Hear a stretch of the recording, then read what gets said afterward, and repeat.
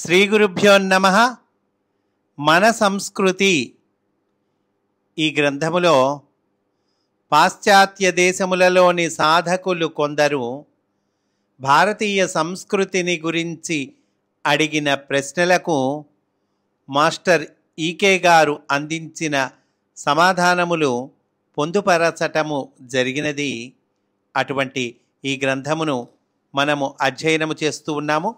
అందులో భాగంగా ఈరోజు ప్రశ్న, మోక్షమునొందుటకు ఏదో ఒక మతము యొక్క సూత్రములను నమ్ముట ఆవశ్యకమా? ఆ ప్రశ్నకు మాస్టారు చెబుతూ ఉన్నారు.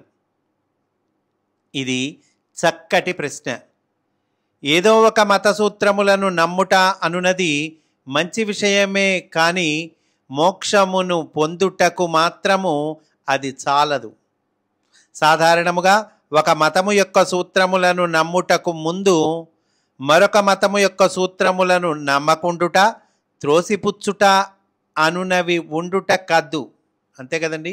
ఒక మతము యొక్క సూత్రాలు నమ్ముతున్నామంటే ఇంకో మతము నమ్మకపోవటమో ఒప్పుకోకపోవటమో జరుగుతుంది.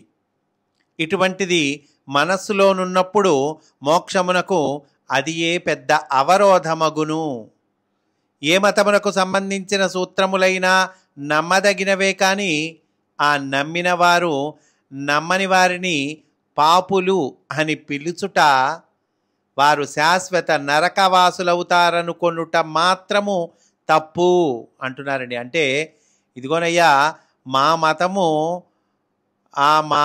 మతము సూత్రాలు ఇవి నమ్మిన వాళ్ళు స్వర్గానికి వెళ్తారు, మా మతం సూత్రాలు నమ్మని వాళ్ళు నరకానికి వెళ్తారు అనుకోవటం మటుకు తప్పు అని చాలా స్పష్టంగా చెప్తూ ఉన్నారండి. పైగా మా మతం సూత్రాలు నమ్మని వాళ్ళు పాపులు అంటం కూడా తప్పు అంటున్నారు.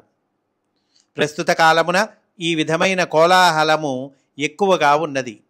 ముఖ్యముగా భారతదేశమందలి నిరక్షరాస్యుల పైన కొన్ని మతముల ప్రచారకులు కొన్ని విధములైన మాయలను ప్రయోగిస్తూ ఉన్నారు.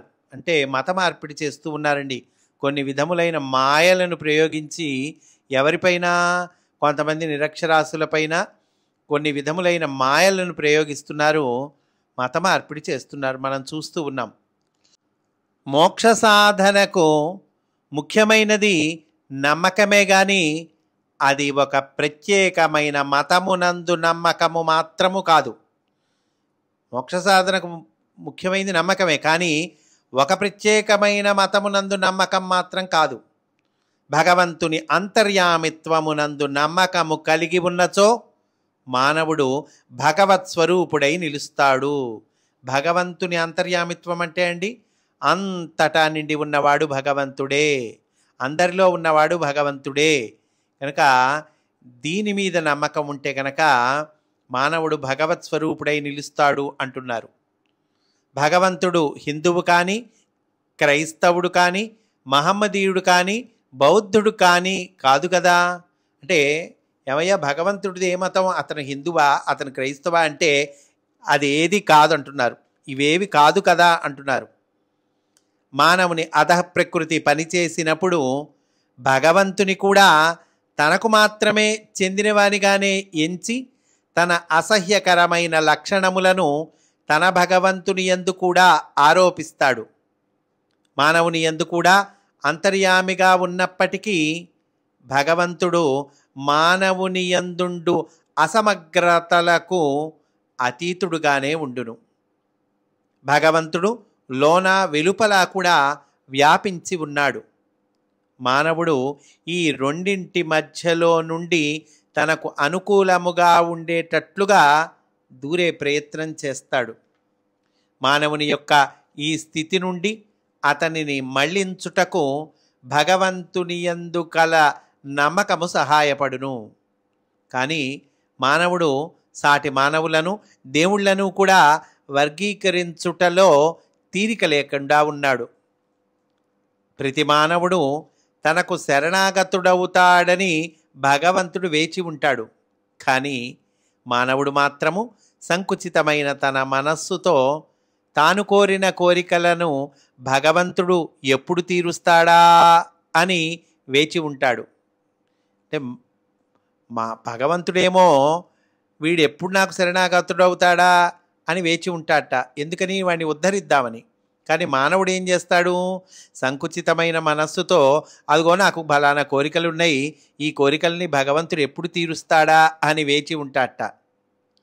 ద్వారమునకు వారి మధ్యన సూక్ష్మమైన పలుచనైన బయటకు కనిపించున్నట్లున్న మానవుని మేధలోనున్న కోరిక మానవుని దైవమునకు లొంగని వాని వలె చేయుచున్నది. మనకుండే ఈ కోరికలు ఏం చేస్తున్నాయండి? భగవంతుడికి మనము లొంగకుండా అడ్డం పడుతూ ఉన్నాయండి.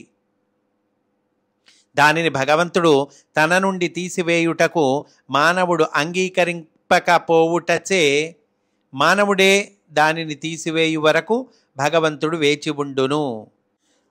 మనలో ఉండే ఈ లోపము అంటే ఏదైతే భగవంతుణ్ణి చేరనీయకుండా అడ్డం పడుతోందో ఆ లోపాన్ని భగవంతుడు మన నుండి తీసివేద్దాము అని అనుకున్నప్పటికీ కూడా మనం అంగీకరించాలి కదండి. మనం అంగీకరింపకపోవుటచే మానవుడే దాన్ని తీసివేయ వరకు భగవంతుడు వేచి ఉండును అంటున్నారు. ఎంతవరకైతే మానవుడు ఏదో ఒక దానిని తన స్వంతమనుకొనునో అంతవరకు భగవంతుడు మానవునికి స్వంతము కానేరడు. ఏదో ఒకదాన్ని నా ఇల్లు, నా పొలము, నా కుటుంబము, నా పరివారు, వీళ్ళు నా వాళ్ళు, ఏదో ఒక దానిని తన స్వంతము అని ఎంతవరకైతే అనుకుంటాడో అంతవరకు భగవంతుడు మానవునికి స్వంతము కానేరడు అంటున్నారు. భగవంతుని గురించి తన స్వంత అభిప్రాయముతో తన విధానమున తాను దీవించున్నట్లు మానవుని భగవంతుడు అంగీకరించుచున్నాడు. ఏ మత సూత్రములైనను నమ్మవచ్చును గాని ఏ ఇతర మతముల సూత్రములైనను మనము భగవంతుని చేరుటకు ఉపకరించునని మాత్రము నమ్మి తీరవలెను. ఇతరులను గురించి బేరీజు వేయుట వలన మానవుడు తన అభిప్రాయములనడి బందిఖానాలో తానే బందీ అగుచున్నాడు. అంటే ఇతరులు వాళ్ళు మంచివాళ్ళు, వీళ్ళు చెడ్డవాళ్ళు, ఇగో ఇట్లా బేరీజు వేస్తూ ఉంటాం. దీనివల్ల ఏమవుతుందండి? తన అభిప్రాయములనడి బందిఖానాలో తానే బందీ అవుతున్నాడు. అభిప్రాయాలు పెట్టుకుంటాం, రాగము, ద్వేషము, దాంతో రకరకాలు వస్తాయి. ఇప్పుడు ఏమైంది? అభిప్రాయములనడి బందిఖానాలో మనమే బందీ అవుతూ ఉన్నాం. ఏ మతమునకు సంబంధించిన సూత్రములను తీసుకొని మతమును తుడిచివేసి ఆ సూత్రమును నీ జీవిత సన్నివేశములతో అనుసంధించి అనుసరించినచో తప్పక మోక్షము అనేది స్థితికి దారి చూపించగలవు. అంటే ఇక్కడ ఏం చెప్తున్నారంటే, ఏ మతానికి సంబంధించిందైనా ధర్మసూత్రం, మంచి సూత్రం ఉంటుంది కదండి, అది తీసుకొని ఆ మతం అనే పేరు పెట్టవాకు దానికి. ఆ మంచి సూత్రము, ఆ మంచిని తీసుకొని ఆ సూత్రాన్ని మన జీవితానికి అప్లై చేసుకోవాలి. నీ జీవిత సన్నివేశములతో అనుసంధించి అంటున్నారు. అప్పుడు అనుసరించాలి, ఊరికే తెలుసుకోవటం కాదు, పాటించాలి. అప్పుడు ఏమవుతుంది? తప్పక మోక్షము అనేది స్థితికి దారి చూపించగలవు. అంతవరకు కూడా భగవంతుని పేరు ఎటువంటిదో, ఒక మతము యొక్క పేరు ఎటువంటిదో, మోక్షము కూడా ఆ విధముగా ఒక పేరుగా మాత్రమే నిలిచి ఉండును. అంటే మనం చేయాల్సిందేంతో ఇక్కడ కర్తవ్యం చెప్పారండి. అది చేయకపోతే ఏమవుతుందండి?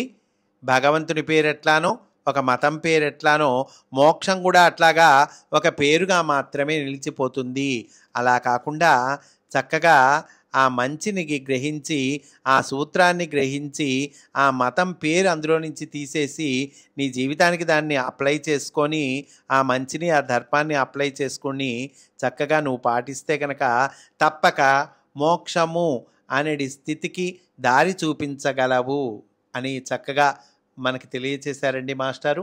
ఈరోజు ఇక్కడితో పూర్తి చేసుకుందాము. రేపటి రోజున మనము మతములలో మొక్కలను, పాములను, పక్షులను ఆరాధించేటువంటి పద్ధతి కలదు కదా, ఈ విషయం గురించి చెప్పండి అని అడిగిన ప్రశ్నకు మాస్టారు అందించిన సమాధానమును రేపటి రోజున మనము చెప్పుకుందాము అని సవినయముగా మనవి చేసుకుంటూ స్వస్తి. వాసుదేవా.